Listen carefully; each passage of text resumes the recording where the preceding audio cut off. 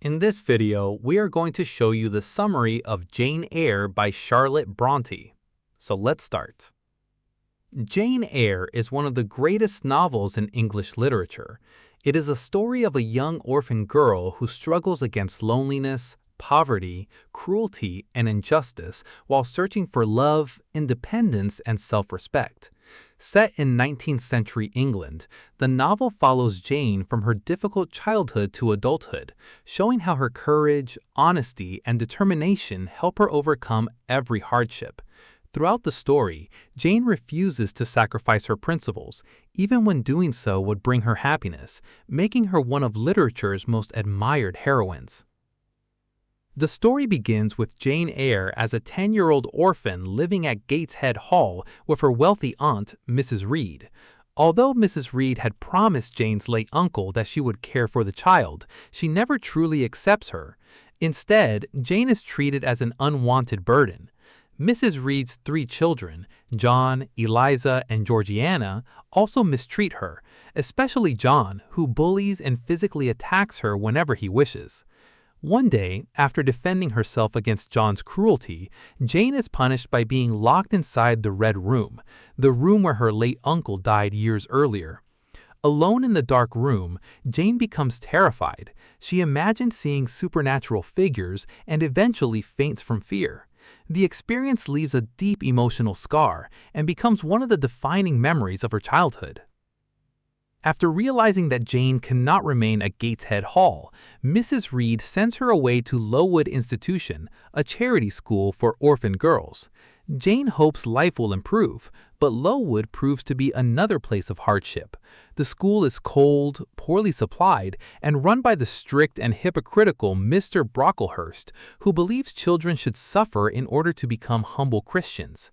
The girls receive little food, thin clothing, and harsh punishments. At Lowood, Jane meets Helen Burns, a gentle and deeply religious student who becomes her closest friend. Helen teaches Jane patience, forgiveness, and inner strength. Although Jane admires Helen, she struggles to understand how someone can calmly accept injustice without anger. Their friendship becomes one of the most touching parts of the novel. A deadly typhus epidemic soon spread through the school because of the unhealthy conditions. Many girls become seriously ill, and Helen dies from tuberculosis. Jane is heartbroken by the loss of her beloved friend. Public attention eventually exposes the poor conditions at Lowood, leading to major improvements in the school. Jane remains at Lowood for 8 years, first as a student and later as a teacher. During these years, she receives a good education and develops into an intelligent, thoughtful, and independent young woman. However, she longs to see more of the world and decides to seek a new position. Jane advertises herself as a governess and receives an offer to teach a young French girl named Adele Varennes at Thornfield Hall. The house is large, mysterious, and filled with secrets. Jane is welcomed warmly by the kind housekeeper, Mrs. Fairfax, and begins teaching Adele. For some time, Jane rarely sees the owner of Thornfield, Mr. Edward Rochester. One evening, while walking near the estate, Jane encounters a horseman whose horse suddenly slips on the icy road.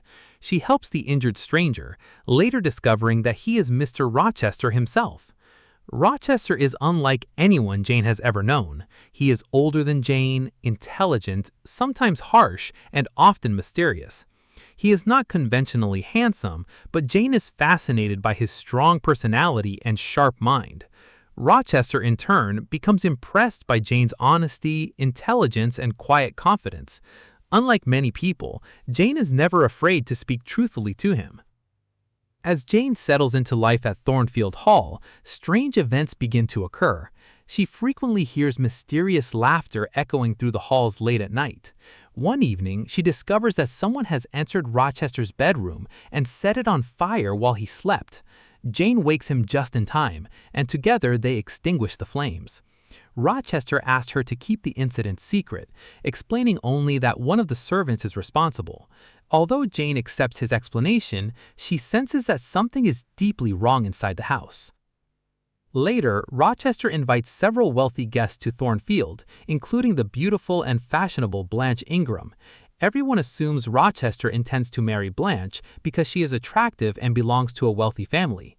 Jane quietly accepts the possibility, believing that someone as rich and important as Rochester could never truly love a poor governess. After making efforts to hide her feelings, Jane gradually realizes that she has fallen deeply in love with Rochester. At the same time, Rochester seems determined to make Jane jealous by openly spending time with Blanche. Unknown to Jane, he is testing her feelings. During this period, a mysterious visitor named Richard Mason arrives at Thornfield. That very night, terrifying screams echo through the house. Mason is found seriously wounded, but Rochester insists that everyone remains silent and reveals almost nothing about what happened. Jane helps care for Mason without understanding the truth behind the strange attack. Shortly after, Jane receives news that her aunt, Mrs. Reed, is dying. She returns to Gateshead after many years. Mrs. Reed finally admits that she has treated Jane unfairly throughout her life. She also reveals that Jane's wealthy uncle, John Eyre, once wanted to adopt her, but Mrs. Reed deliberately lied, claiming Jane had died. Although Mrs. Reed never truly apologizes, Jane forgives her before she dies. Jane returns to Thornfield, where Rochester finally confesses his love and asks her to marry him. At first, Jane believes he is joking or testing her. When she realizes he is sincere, she happily accepts his proposal.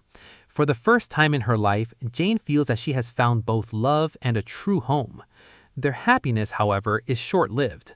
On the day of the wedding, just as the ceremony is about to be completed, a lawyer interrupts with shocking news. Rochester is already legally married. His wife, Bertha Mason, is still alive. Rochester explains everything. Years earlier, while living in the West Indies, he was persuaded into marrying Bertha without knowing she suffered from severe mental illness. As her condition worsened, she became violent and dangerous. Rochester brought her to England and secretly confined her in the attic of Thornfield Hall under the care of a servant named Grace Poole.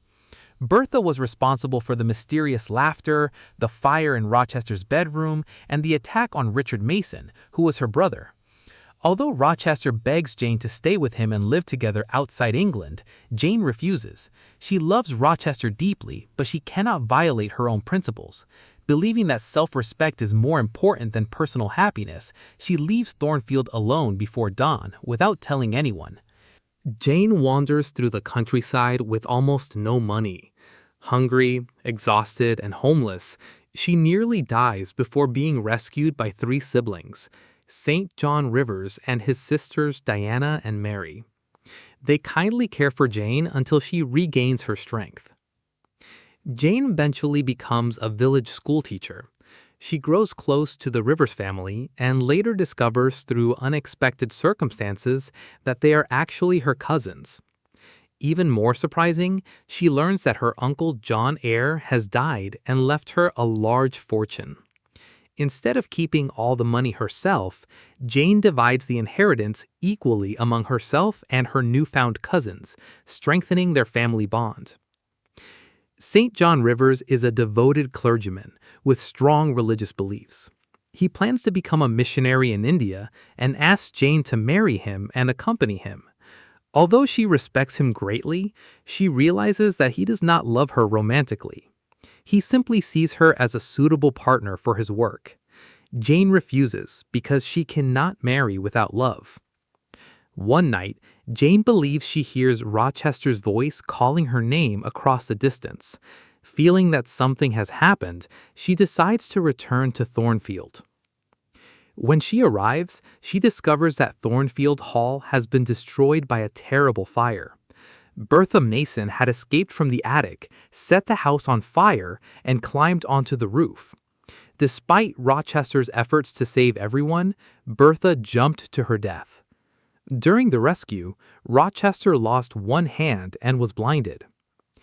Jane finds Rochester living quietly at Ferndean Manor. He has become lonely, humble, and physically weakened. Seeing his suffering only strengthens Jane's love for him. This time, they meet as equals.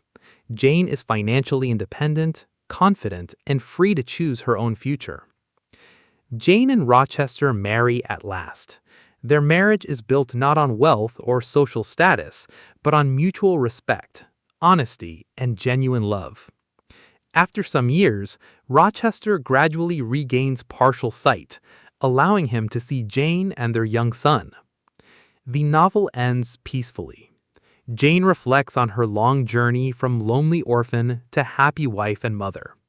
Every hardship she endured helps shape her character, giving her the strength to remain true to herself. In the end, Jane Eyre is the inspiring story of a woman who never compromises her dignity, honesty, or independence.